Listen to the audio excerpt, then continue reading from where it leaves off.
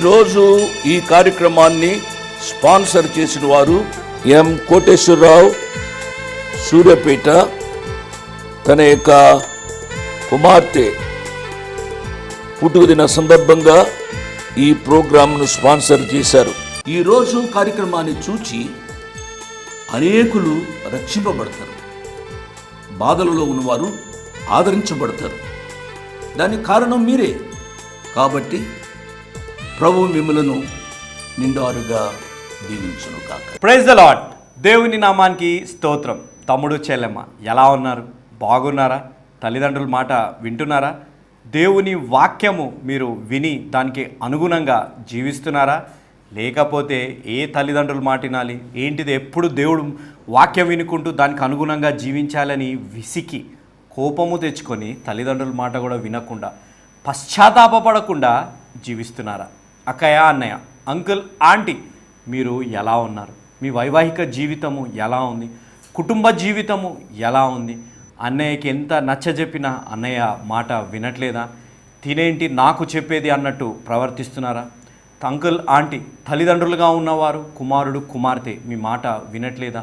లోకానుసారమైన జీవితం జీవించకూడదు అని ఎంత చెప్పినా వారు మీ మాటని విస్మయించుకుంటూ జీవిస్తున్నారా? పశ్చాత్తాపము అనేది వారి జీవితంలో లేకుండా జీవిస్తున్నారా? దుర్వ్యసనాల దేవుని భయభక్తిని వారి జీవితాల్లో తీసుకొని రావాలని ప్రయత్నిస్తున్న పశ్చాత్తాపం వారు పడకుండా జీవిస్తున్నారా? ఇలాంటి పరిస్థితుల్లో మీరెంతో ఒంటరితనాన్ని అనుభవిస్తుండొచ్చు. ఈ బాధ ఎవరికి చెప్పుకోవాలో కూడా తెలియక కొంచెమైన సమాధానం నా జీవితాల్లో రావాలి అని చెప్పి ఈ సమాధాన సమయం అనే కార్యక్రమాన్ని మీరు చూస్తూ ప్రార్థిస్తున్నారా?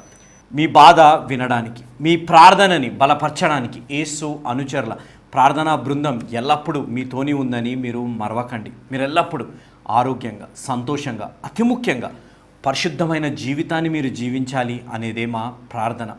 మన జీవితాల్లో ఒక్కటి ఎల్లప్పుడూ గుర్తుపెట్టుకోవాలి. People on earth hate to hear the word repent. Those in hell wish they could hear just once more time.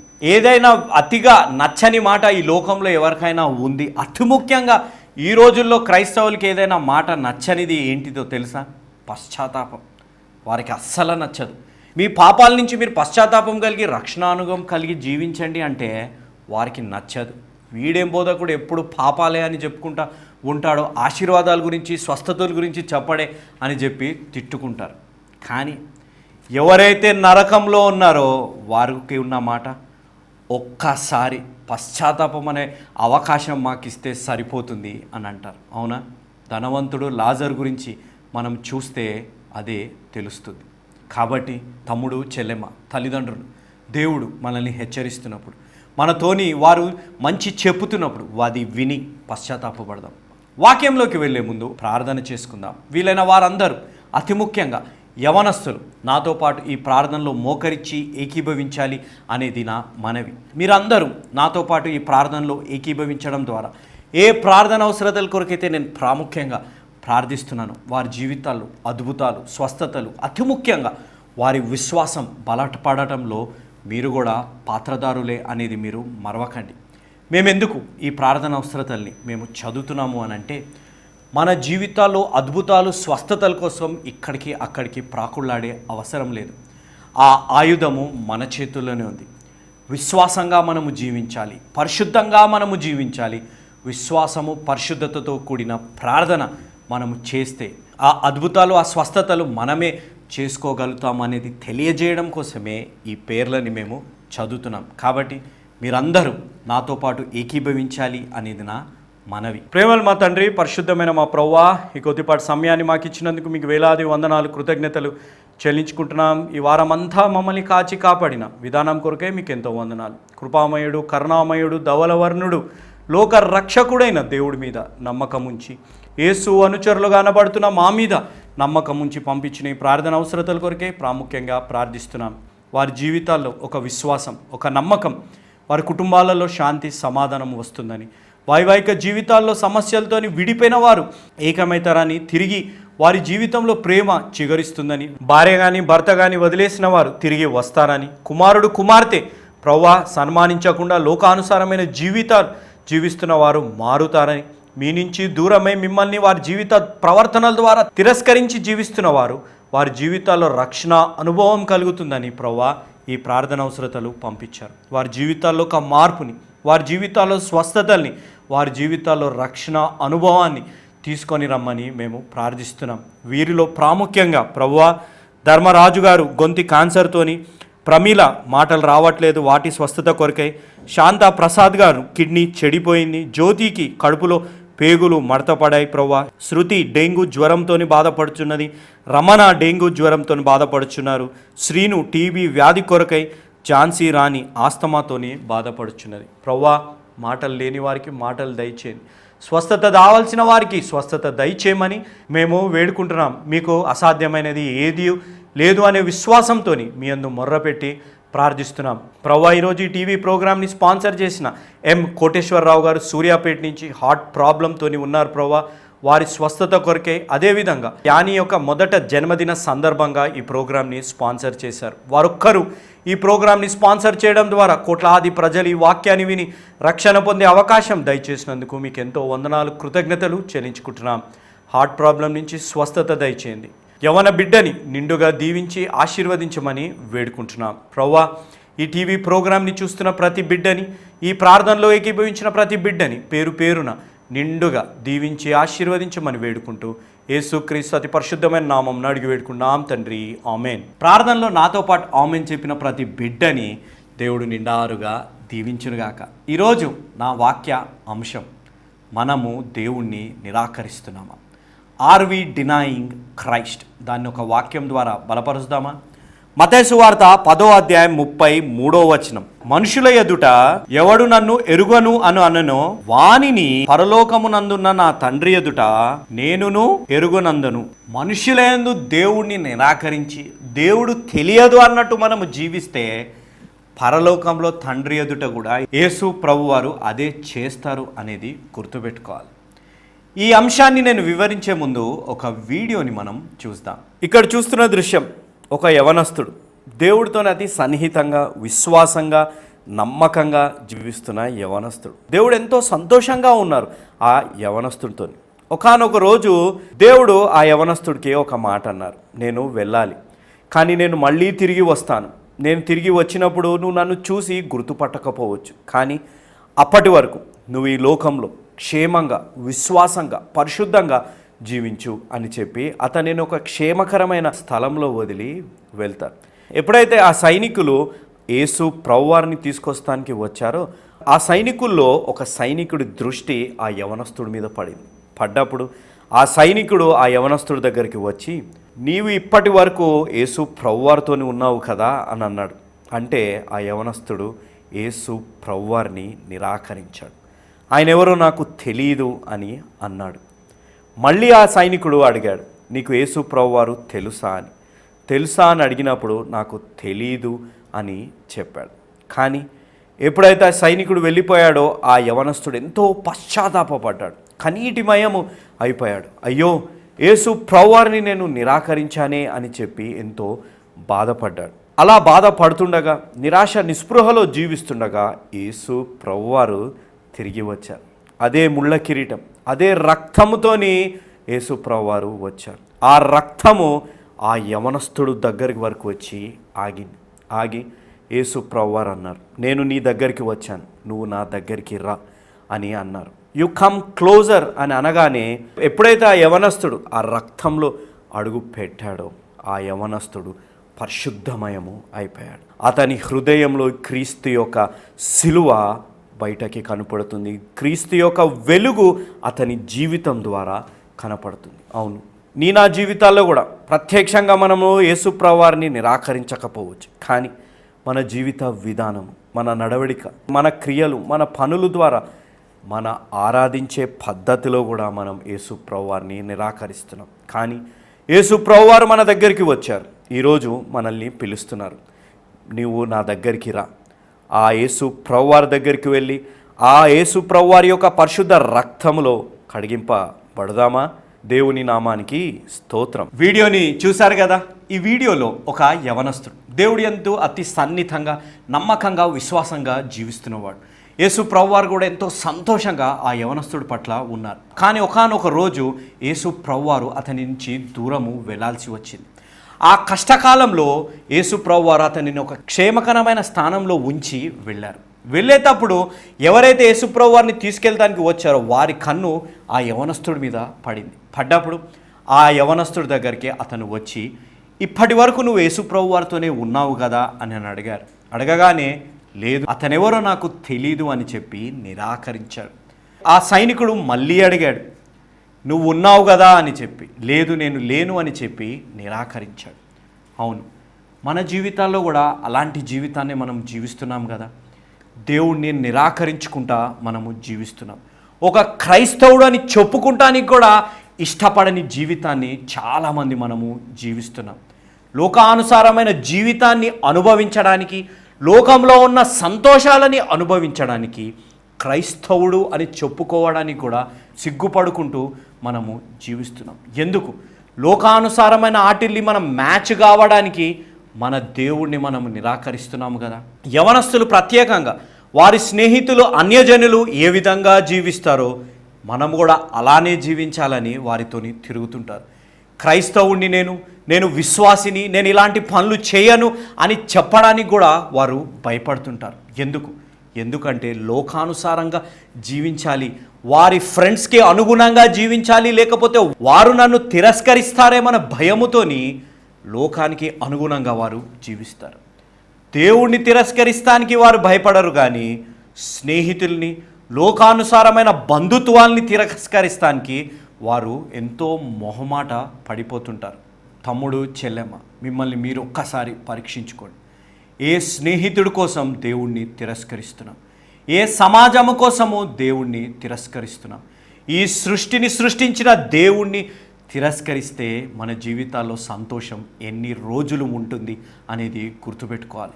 ఈ శరీరాన్ని సంతృప్తి పరిచేదానికంటే ఆ శరీరంలో ఉన్న ఆత్మని, ఆ పరిశుద్ధాత్మని సంతోషపరచడానికి మనము జీవిస్తాం. మన ప్రవర్తన ద్వారా, మన ఆలోచనల ద్వారా, మన మాటల ద్వారా దేవుణ్ణి తిరస్కరిస్తే మనము ఏది సాధించలేము అనేది గుర్తుపెట్టుకోవాలి. నా వాక్య అంశం, ఆర్ వి డినయింగ్ క్రైస్ట్? క్రీస్తుని మనము నిరాకరిస్తున్నామా? ఈ అంశాన్ని వివరించాలని నేను ప్రార్థించినప్పుడు దేవుడు నాకు మత్తయి సువార్త 26వ అధ్యాయం 74వ వచనాన్ని చూపెట్టారు. అందుకు అతడు ఆ మనుష్యుని నేను ఎరుగనని చెప్పి శపించుకొనుటకును ఒట్టు పెట్టుకొనుటకును మొదలు పెట్టాను. వెంటనే కోడి కూసెను కనుక కోడి కుయ్యక మునుపు నీవు నన్ను ఎరుగవని ముమ్మారు చెప్పేదవని యేసు అతనితో అనిన మాట పేతురు జ్ఞాపకము తెచ్చుకొని వెలుపలకి పోయి సంతాపపడి ఏడ్చెను.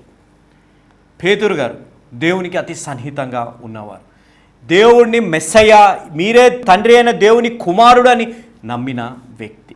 కానీ భయములో యేసు ప్రభువారిని తిరస్కరించేశారు. మన జీవితాల్లో how are we denying Christ? ఏ విధంగా మనము దేవుణ్ణి తిరస్కరిస్తున్నాం అనేది నేను 3 భాగాలుగా వివరిస్తాను. We deny Christ in our walk. మన జీవితాల్లో, మన నడవడికడలో మనం దేవుణ్ణి తిరస్కరిస్తాం. We deny Christ in our works. మన పనుల ద్వారా దేవుణ్ణి మనం నిరాకరిస్తున్నాం. We deny Christ in our worship. మన ఆరాధనలో కూడా దేవుణ్ణి మనము తిరస్కరిస్తున్నాం. ఈ 3 అంశాలలో మొట్టమొదటి అంశం, we deny Christ in our walk. మన నడవడికడలో మనము క్రీస్తుని నిరాకరిస్తున్నాం. యూదాపత్రిక 16వ వచనం, వారు తమ దురాశల చెప్పున నడుచుచు లాభము నిమిత్తము మనుషులను కొనియాడుచు సనుగువారును తమ గతిని గూర్చి నిందించువారునై ఉన్నారు. వారి నోరు డంబమైన మాటలు పలుకును. వారి దురాశల చెప్పున వారు నడుచుచు అనే వాక్యము రాయబడ్డది. మన జీవితాల్లో అతి ప్రమాదకరమైనది ఏంటిదో తెలుసా? మనం పాపానికి ఎక్కువగా ఆకర్షింపబడిపోతాం. ఈ శరీరానికి సంబంధించిన వాటి కొరకే మనం ఎక్కువగా ప్రాకులాడుతుంటాం. దాని పట్ల మొగ్గు, ప్రేమ ఎక్కువగా మనకి కలుగుతుంది. ఎందుకంటే పాపము చాలా అందంగా కనపడుతుంది. ఆ అందమైన పాపము మోసకరమైనది అనేది మనం గ్రహించకుండా ఆ అందంలో మనం మునిగి తేలిపోయి జీవిస్తుంటాం. మీరు ఎక్కడైనా గమనించండి, ఎప్పుడైనా ఏదైనా రోడ్డు మీద మనం వెళ్తున్నప్పుడు ఏదైనా పోస్టర్ కనపడ్డది అనుకోండి, యవనస్తుడు ఎవరినైనా మీరు గమనిస్తే సినిమా పోస్టర్నే ఎక్కువసేపు చూస్తుంటాడు. అది ఎలా ఉంది, ఎప్పుడు రిలీజ్ అవుతుంది, ఏంటిది పలానా డీటెయిల్స్ అన్నీ తీసుకొని ఒక జ్ఞానం అన్నట్టు సంతోషంగా స్టోర్ చేసుకుంటాడు. కానీ ఆ సినిమా పోస్టర్ పక్కకి ఏదైనా సువార్త మీటింగ్స్కి సంబంధించింది ఏదైనా పోస్టర్ ఉందనుకోండి, దాన్ని గమనిస్తాడా? గమనించాడు. అంటే పాపము చాలా ఆకర్షింపజేస్తుంటుంది.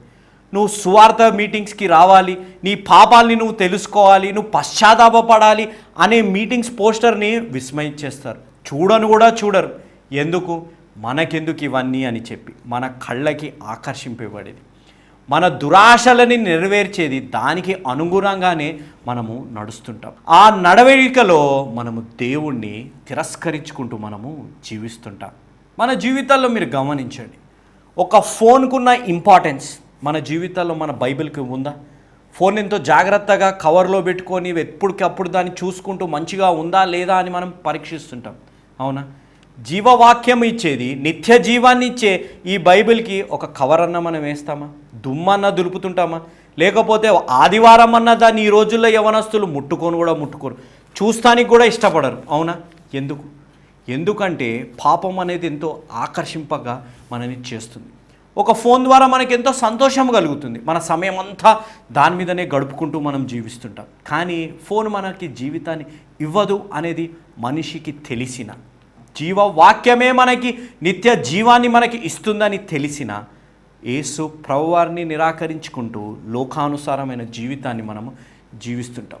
ఎందుకు మన జీవితాల్లో ఆ ప్రవర్తన అనే మార్పు వస్తుంది? ఎందుకు మనం లోకంలో ఎదుగుతా లోకానుసారమైన జీవితాన్ని ఎందుకు జీవిస్తుంటాం? కొత్త పాపాలకి ఎందుకు మనము ఆకర్షింపబడిపోతుంటాం అనేది ఆలోచించాలి. వాక్యంలో కానీ మనం చూస్తే షద్రక్, మెషక్, అబేద్నెగో, దానియేలు గారి జీవితంలో బబిలోన్ దేశానికి వారు వచ్చారు. బబిలోన్ దేశానికి వారు వచ్చినప్పుడు వారు పేర్లని మార్చారు, నూతన చదువులు, నూతన వస్త్రాలు వారికి అలవాటు చేశారు. కానీ వారికి అవన్నీ అలవాటు చేయగలిగారు, కానీ వారి దేవుణ్ణి మాత్రం వారు అలవాటు చేయలేకపోయారు. వారి జీవితాల్లో అన్నీ మారినా కానీ వారి విశ్వాస జీవితం మాత్రం వారిలో మారలేదు. వారు ఎక్కడ కూడా భయము అనేది వారి జీవితాల్లో లేదు. ఎందుకంటే మనం గమనిస్తే షద్రక్, మెషక్, అబేద్నెగో గారిని నెబుకద్నెజర్ ఎప్పుడైతే నువ్వు ఆ విగ్రహాన్ని దగ్గరికి మీరు వంగరో మిమ్మల్ని అగ్నిగుండంలో వేస్తాము అని అన్నప్పుడు వారు భయపడ్డారా? భయపడలేదు. లోకానుసారమైన జీవితానికి వారు లొంగారా? లొంగలేదు. అగ్ని లాంటి గుండము ఉన్న నా దేవుడి యందే నేను విశ్వాసంగా ఉంటాను అని అన్నారు. అందుకే అగ్ని లాంటి గుండంలో వారు పడ్డా, ఆ అగ్నిలో వారు ఉన్న దేవుడు వారిని కాపాడారు. మన జీవితాల్లో కూడా మనం గ్రహించాలి, అగ్ని లాంటి సమస్యలు మన జీవితాల్లో ఉండొచ్చు, దేవుడి నుంచి దూరం చేసే అగ్ని లాంటి పరిస్థితులు మన జీవితాల్లో ఉండొచ్చు. కానీ అలాంటి పరిస్థితుల్లో విశ్వాసంగా మనము జీవిస్తే, దేవుణ్ణి నిరాకరించకుండా మనము జీవిస్తే దేవుడు మనల్ని కాపాడుతారు అనేది మనము గుర్తుపెట్టుకోవాలి. మనము మాత్రం పశ్చాత్తాపం అనే మాట, సరిగ్గా ఉండండి అనే మాట, నీ ప్రవర్తన బాలేదు సరి చేసుకో అనే మాట మనం వింటేనే ఇంత ఎత్తున కోపం మనకి వస్తుంది, అవునా? లోకానుసారమైన జీవితాన్ని అలవాటు చేసిన వారు దేవుళ్ళు, లోకానుసారమైన జీవితం జీవించద్దు అనేవారు పాపులు ఈ లోకంలో, అవునా?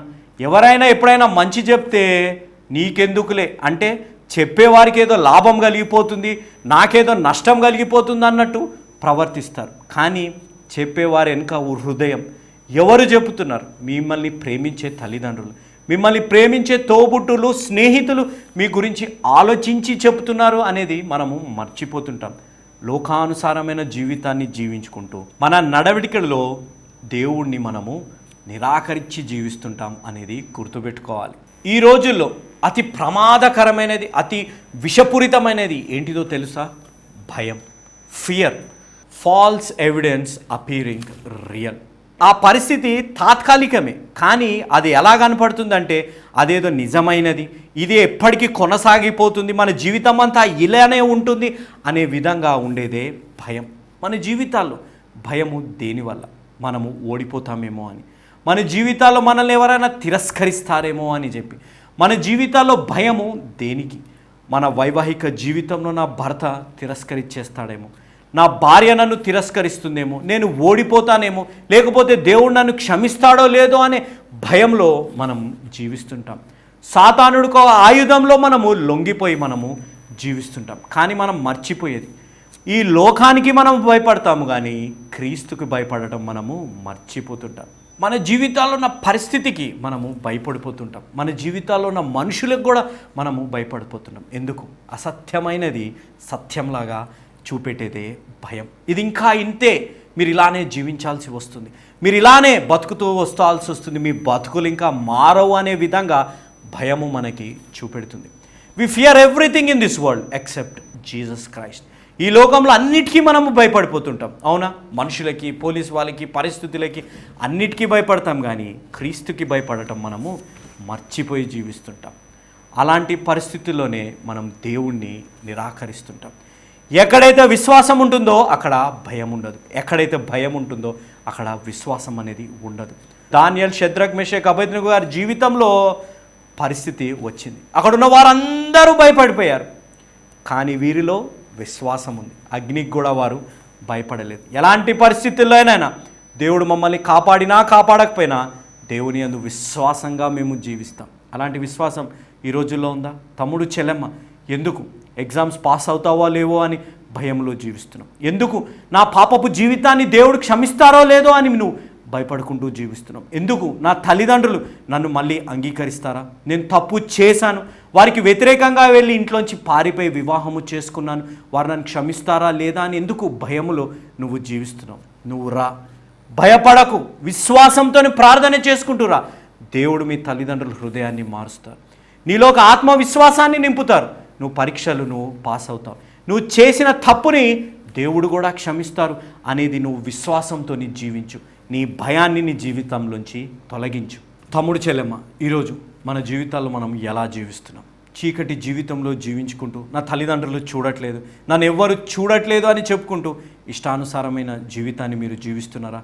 ఎప్పుడైతే మీరు ఇష్టానుసారమైన జీవితాన్ని, లోకానుసారమైన జీవితాన్ని మీరు జీవిస్తున్నారో అప్పుడు మీరు దేవుణ్ణి తిరస్కరిస్తున్నట్టే. మీ శరీరాన్ని ప్రేమ అని చెప్పి మీరు అమ్ముకుంటున్నారా? స్నేహితులు నిరాశపడిపోతారని చెప్పి వ్యసనాలకి అలవాటైపోయి మీరు జీవిస్తున్నారా?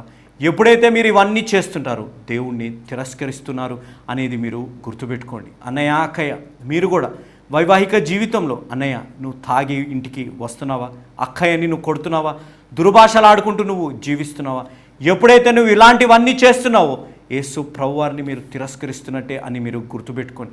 ఏ పరిశుద్ధ వివాహంలో అయితే మీరు ప్రమాణాలు తీసుకుంటారో దానికి అనుగుణంగా మీరు జీవించకపోతే యేసు ప్రభువారిని మీరు తిరస్కరిస్తున్నట్టే. మీరు తల్లిదండ్రులని వ్యతిరేకిస్తుండొచ్చు, తల్లిదండ్రులకి ఇష్టానుసారమైన జవాబులు వారికి ఇస్తుండొచ్చు, వారిని లెక్క చేయకుండా మీరు జీవిస్తుండొచ్చు, ఇంకా చాలామంది వారిని కొట్టడానికి కూడా వెళ్తుండొచ్చు. మీరు ఎప్పుడైతే అలాంటి జీవితాన్ని మీరు జీవిస్తారో యేసు ప్రభువారిని మీరు తిరస్కరిస్తున్నట్టే అనేది మీరు గుర్తుపెట్టుకోవాలి. Every action which is against the word of God is nothing but denying Christ. దేవుని వాక్యానికి అనుగుణంగా లేనిది ప్రతి క్రియ దేవుణ్ణి నిరాకరిస్తున్నట్టే అనేది గుర్తుపెట్టుకోవాలి. కాబట్టి మన జీవితాల్లో మన సొంత తోబుట్టులన్నా మనము ప్రేమిస్తున్నామా? వారి యందు ప్రేమ, విశ్వాసము, ఐక్యత కలిగి మనము జీవిస్తున్నామా? వృద్ధాప్యంలో ఉన్న తల్లిదండ్రులని మనము ప్రేమిస్తున్నామా? తల్లిదండ్రులని మనము సన్మానించి మనము జీవిస్తున్నామా? లేకపోతే మన ఇష్టానుసారమైన జీవితాన్ని జీవించుకుంటూ, ఇష్టానుసారమైన వారిని ప్రేమించుకుంటూ జీవించుకుంటూ తల్లిదండ్రులని వ్యతిరేకించుకుంటూ మనము జీవిస్తున్నామా? మీరు అలా జీవించడం వల్ల తల్లిదండ్రులనే కాదు మీరు వ్యతిరేకించేది, యేసు ప్రభువారిని కూడా మీరు వ్యతిరేకిస్తున్నారు అనేది గుర్తుపెట్టుకోవాలి. నాతో పాటు తిమోతికి రాసిన మొదటి పత్రిక 5వ అధ్యాయం 8వ వచనం, ఎవడైనను స్వకీయులను విశేషముగా తన ఇంటి వారిని సంరక్షించకపోయిన ఎడల వాడు విశ్వాసము త్యాగము చేసిన వాడై అవిశ్వాసి కన్నా చెడ్డవాడై ఉండు. చూసారా మనం ఎలాంటి వారం? అవిశ్వాసి కంటే చెడ్డవారమా? మనము కాదు కదా. ఆయన స్వరక్తము, పరిశుద్ధ రక్తము తాగరబోసి మనల్ని కాపాడారు కదా. ఆయన త్యాగాని కన్నా మనము విలువ ఇచ్చేటట్టు మనము ఎందుకు జీవించలేకపోతున్నాం? ఎందుకు యేసు ప్రభువారి వలె మనము జీవించలేకపోతున్నాం? ఆయనని పోలి మనము ఎందుకు నడవలేకపోతున్నాం అనేది ఆలోచించాలి. తండ్రి అయిన దేవుడికి మనమందరము ఒక యేసు ప్రభువారి వలె ఉండాలి అనేది ఆయన కోరిక. యేసు ప్రభువారు ఏ విధంగా అయితే ఈ భూలోకంలో జీవించారు ఆ విధంగా పరిశుద్ధంగా మనము జీవించాలి అనేది తండ్రి అయిన దేవుని యొక్క కోరిక.